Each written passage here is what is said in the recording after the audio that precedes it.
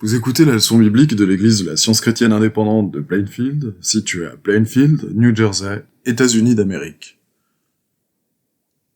Leçon du dimanche 22 novembre 2020. Sujet: l'âme et le corps. Texte d'or, Romains. Que toute personne soit soumise aux autorités supérieures. Lecture alternée Éphésiens. Je vous exhorte donc, moi, le prisonnier dans le Seigneur, à marcher d'une manière digne de la vocation qui vous a été adressée. En toute humilité et douceur, avec patience, vous supportant les uns les autres avec charité, vous efforçant de conserver l'unité de l'esprit par le lien de la paix. Il y a un seul corps et un seul esprit, comme aussi vous avez été appelés à une seule espérance par votre vocation. Il y a un seul Seigneur, une seule foi, un seul baptême. Un seul Dieu et Père de tous, qui est au-dessus de tous, et parmi tous, et en tous. Mais à chacun de nous, la grâce a été donnée selon la mesure du don de Christ. La Bible. Ne savez-vous pas que vous êtes le temple de Dieu, et que l'Esprit de Dieu habite en vous? Moïse et les anciens d'Israël donnèrent cet ordre au peuple. Observez tous les commandements que je vous prescris aujourd'hui. Si tu obéis à la voix de l'Éternel ton Dieu, en observant et en mettant en pratique tous ces commandements que je te prescris aujourd'hui, l'Éternel, ton Dieu, te donnera la supériorité sur toutes les nations de la terre. Voici toutes les bénédictions qui se répandront sur toi et qui seront ton partage lorsque tu obéiras à la voix de l'Éternel, ton Dieu. Tu seras béni dans la ville et tu seras béni dans les champs. Le fruit de tes entrailles, le fruit de ton sol, le fruit de tes troupeaux, les portées de ton gros et de ton menu bétail, toutes ces choses seront bénies. L'Éternel ordonnera à la bénédiction d'être avec toi dans tes greniers et dans toutes tes entreprises. Il te bénira dans le pays que l'Éternel, ton Dieu, te donne. Tu seras pour l'Éternel un peuple saint, comme il te l'a juré, lorsque tu observeras les commandements de l'Éternel, ton Dieu, et que tu marcheras dans ses voies. Je vous exhorte donc, frères, par les compassions de Dieu, à offrir vos corps comme un sacrifice vivant, saint, agréable à Dieu, ce qui sera de votre part un culte raisonnable. Ne vous conformez pas au siècle présent, mais soyez transformés par le renouvellement de l'intelligence, afin que vous discerniez quelle est la volonté de Dieu, ce qui est bon, agréable et parfait. Mais il y eut un homme d'entre les pharisiens nommé Nicodème, un chef des Juifs, qui vint, lui, auprès de Jésus de nuit, et lui dit : « Rabbi, nous savons que tu es un docteur venu de Dieu, car personne ne peut faire ces miracles que tu fais si Dieu n'est avec lui. » Jésus lui répondit : « en vérité, je te le dis, si un homme ne naît de nouveau, il ne peut voir le royaume de Dieu. » Nicodème lui dit : « Comment un homme peut-il naître quand il est vieux ? Peut-il rentrer dans le sein de sa mère et naître ? » Jésus répondit : « en vérité, je te le dis, si un homme ne naît d'eau et d'esprit, il ne peut entrer dans le royaume de Dieu. Ce qui est né de la chair est chair, et ce qui est né de l'esprit est esprit. Ne t'étonne pas que je t'ai dit, il faut que vous naissiez de nouveau. Le vent souffle où il veut, et tu en entends le bruit, mais tu ne sais d'où il vient, ni où il va. Il en est ainsi de tout homme qui est né de l'esprit. » Nicodème lui dit : « Comment cela peut-il se faire ? » Jésus lui répondit : « Tu es le docteur d'Israël et tu ne sais pas ces choses. En vérité, je te le dis. Nous disons ce que nous savons, et nous rendons témoignage de ce que nous avons vu.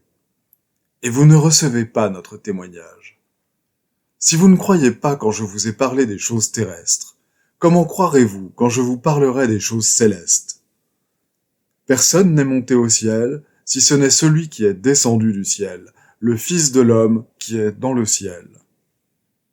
Et comme Moïse éleva le serpent dans le désert, il faut de même que le Fils de l'homme soit élevé, afin que quiconque croit en lui ait la vie éternelle. Puis, ayant appelé la foule avec ses disciples, il leur dit, « Si quelqu'un veut venir après moi, qu'il renonce à lui-même, qu'il se charge de sa croix, et qu'il me suive. Car celui qui voudra sauver sa vie la perdra, mais celui qui perdra sa vie à cause de moi et de la bonne nouvelle la sauvera.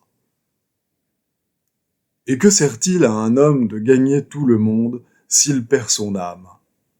Que donnerait un homme en échange de son âme? Ne savez-vous pas que votre corps est le temple du Saint-Esprit qui est en vous, que vous avez reçu de Dieu, et que vous ne vous appartenez point à vous-même? Car vous avez été rachetés à un grand prix. Glorifiez donc Dieu dans votre corps et dans votre esprit qui appartiennent à Dieu. Si donc vous êtes ressuscités avec Christ, cherchez les choses d'en haut, où Christ est assis à la droite de Dieu. Affectionnez-vous aux choses d'en haut, et non à celles qui sont sur la terre. Et que la paix de Christ, à laquelle vous avez été appelés, pour former un seul corps, règne dans vos cœurs, et soyez reconnaissants. Que la parole de Christ habite parmi vous abondamment. Instruisez-vous et exhortez-vous les uns les autres en toute sagesse, par des psaumes, par des hymnes, par des cantiques spirituels, chantant à Dieu dans vos cœurs sous l'inspiration de la grâce. Et quoi que vous fassiez en parole ou en œuvre, faites tout au nom du Seigneur Jésus, en rendant par lui des actions de grâce à Dieu le Père. Soyez toujours joyeux, priez sans cesse.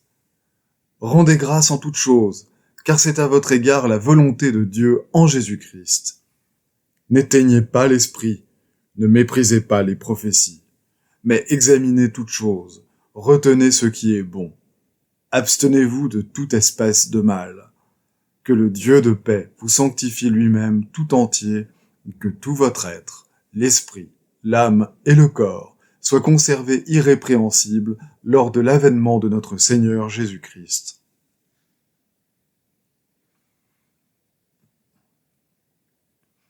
Je vais maintenant lire les passages corrélatifs, tirés du livre d'études de la science chrétienne, Science et santé, avec la clé des Écritures de Mary Baker Eddy. L'âme est la substance, la vie et l'intelligence de l'homme. Elle est individualisée mais non dans la matière. L'homme est l'expression de l'âme.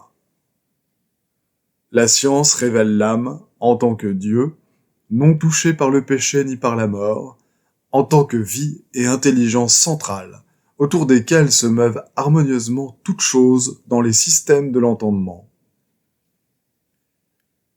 L'identité ou idée de toute réalité subsiste éternellement.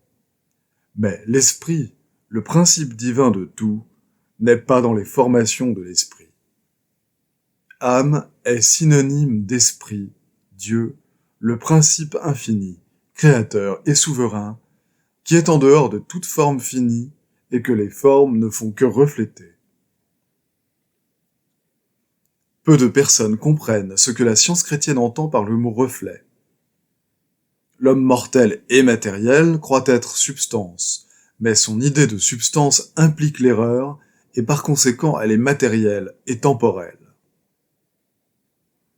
D'autre part, l'homme immortel spirituel est réellement substantiel et reflète la substance éternelle ou esprit à laquelle aspirent les mortels. Il reflète le divin, qui constitue la seule entité réelle et éternelle. Ce reflet semble transcendant au sens mortel, parce que la substantialité de l'homme spirituel dépasse la vue mortelle, et n'est révélée que par la science divine. Puisque Dieu est substance, et que l'homme est l'image et la ressemblance divine, l'homme ne devrait désirer et en réalité ne peut posséder que la substance du bien, la substance de l'esprit, non de la matière. La croyance que l'homme a quelque autre substance ou entendement n'est pas spirituelle et transgresse le premier commandement. Tu auras un seul Dieu, un seul entendement. Cette fausseté présuppose que l'âme est un hôte insubstantiel, habitant des formes matérielles, et que l'homme est matériel, non spirituel. L'immortalité n'est pas limitée par la mortalité. L'âme n'est pas circonscrite par le fini. Le principe ne se trouve pas dans des idées fragmentaires.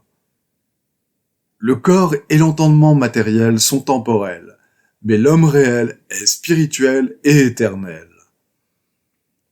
L'identité de l'homme réel n'est pas perdue, mais trouvée grâce à cette explication, car par elle, l'infinitude consciente de l'existence et de toute identité est discernée et demeure inchangée. Il est impossible que l'homme perde quoi que ce soit de réel, puisque Dieu est tout et que l'homme le possède éternellement. La science révèle l'esprit, l'âme, comme n'étant pas dans le corps, et Dieu comme n'étant pas dans l'homme, mais comme reflété par l'homme. Le plus grand ne peut être dans le moindre. La croyance que le plus grand peut être dans le moindre est une erreur qui produit le mal. Un point capital de la science de l'âme est que le principe n'est pas dans son idée, l'esprit, l'âme, n'est pas renfermé dans l'homme et n'est jamais dans la matière. Les termes âme ou esprit au pluriel sont aussi impropres que le terme Dieu au pluriel. Âme ou esprit signifie Dieu et rien d'autre.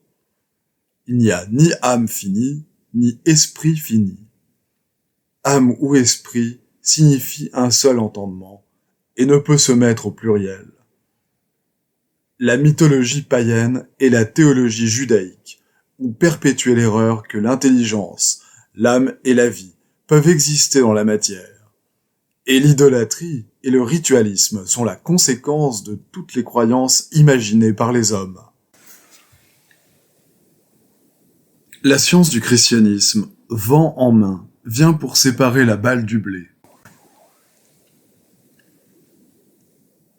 La science du christianisme, vent en main, vient pour séparer la balle du blé. La science du christianisme, vent en main, vient pour séparer la balle du blé. La science déclarera ce que Dieu est réellement, et le christianisme démontrera cette déclaration et son principe divin, améliorant le genre humain physiquement, moralement et spirituellement. Pour le sens matériel, couper la veine jugulaire, c'est ôter la vie. Mais pour le sens spirituel et dans la science, la vie continue inchangée et l'être est éternel. La vie temporelle est un faux sens d'existence. Nos théories font au sujet de l'âme et du corps la même méprise que fit Ptolémée au sujet du système solaire. Elles soutiennent que l'âme est dans le corps et que, par conséquent, l'entendement est tributaire de la matière. La science de l'astronomie a détruit la fausse théorie concernant les rapports des corps célestes entre eux, et la science chrétienne détruira certainement l'erreur plus grande concernant nos corps terrestres. L'idée vraie et le principe de l'homme apparaîtront alors. La bévue de Ptolémée ne pouvait affecter l'harmonie de l'être comme le fait l'erreur concernant l'âme et le corps, erreur qui renverse l'ordre de la science et attribue à la matière le pouvoir et la prérogative de l'esprit, de sorte que l'homme devient la créature la plus absolument faible et inharmonieuse de tout l'univers. En observant le lever du soleil, on s'aperçoit que la croyance à la mobilité de la Terre et à l'immobilité du soleil est en contradiction avec le témoignage des sens. De même que l'astronomie renverse la perception humaine du mouvement du système solaire, ainsi la science chrétienne renverse l'apparente relation entre l'âme et le corps et rend le corps tributaire de l'entendement. Il en est ainsi de l'homme, qui n'est que l'humble serviteur de l'entendement paisible, bien qu'il paraisse en être autrement au sens fini. Mais nous ne comprendrons jamais cela tant que nous admettrons que l'âme est dans le corps ou que l'entendement est dans la matière, et que l'homme est inclus dans l'inintelligence. L'âme, ou l'esprit, est Dieu, immuable et éternel. Et l'homme coexiste avec l'âme. Dieu est la reflète, car l'homme est l'image de Dieu. La science chrétienne explique toute cause et tout effet comme étant mentaux, non physiques. Elle lève le voile de mystère qui couvre l'âme et le corps. Elle montre la relation scientifique de l'homme à Dieu, démêle les ambiguïtés enchevêtrées de l'être et libère la pensée emprisonnée. En science divine, l'univers, y compris l'homme, est spirituel, harmonieux et éternel. Sachant que l'âme et ses attributs sont pour toujours manifestés par l'homme, le maître guérit les malades, donna la vue aux aveugles, l'ouïe aux sourds, la marche aux boiteux, mettant ainsi en lumière l'action scientifique de l'entendement divin sur les entendements et les corps humains, et donnant une meilleure compréhension de l'âme et du salut. Celui qui n'est pas capable d'expliquer l'âme ferait mieux de ne pas entreprendre d'expliquer le corps. La vie est, a toujours été, et sera toujours indépendante de la matière, car la vie est Dieu, et l'homme est l'idée de Dieu. Il n'est pas formé matériellement, mais spirituellement, et il n'est pas sujet à la décomposition et à la poussière. Le psalmiste dit: « Tu lui as donné la domination sur les œuvres de tes mains, tu as tout mis sous ses pieds. » Les prétendues lois de la matière et de la science de la médecine n'ont jamais donné aux mortels la santé, l'harmonie et l'immortalité. L'homme est harmonieux lorsqu'il est gouverné par l'âme.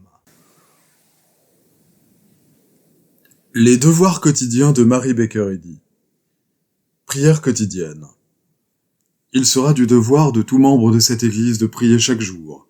Que ton règne vienne, que le règne de la vérité, de la vie et de l'amour divin soit établi en moi, et élimine de moi tout péché. Et puisse ta parole enrichir les affections de toute l'humanité et la gouverner. Règles pour les mobiles et les actes. Ni l'animosité, ni un attachement purement personnel ne doivent déterminer les mobiles ou les actes des membres de l'Église mère. Dans la science, l'amour divin seul gouverne l'homme. Et un scientiste chrétien reflète les douces aménités de l'amour en réprouvant le péché et en manifestant un véritable esprit de fraternité, de charité et de pardon. Les membres de cette Église doivent journellement veiller et prier pour être délivrés de tout mal, pour ne pas prophétiser, juger, condamner, conseiller, influencer ou être influencés d'une manière erronée. Vigilance face au devoir. Il sera du devoir de chaque membre de cette Église de se défendre journellement contre la suggestion mentale agressive et de ne pas se laisser entraîner à oublier ou à négliger son devoir envers Dieu, envers son leader et envers l'humanité. Par ses œuvres, il sera jugé et justifié ou condamné.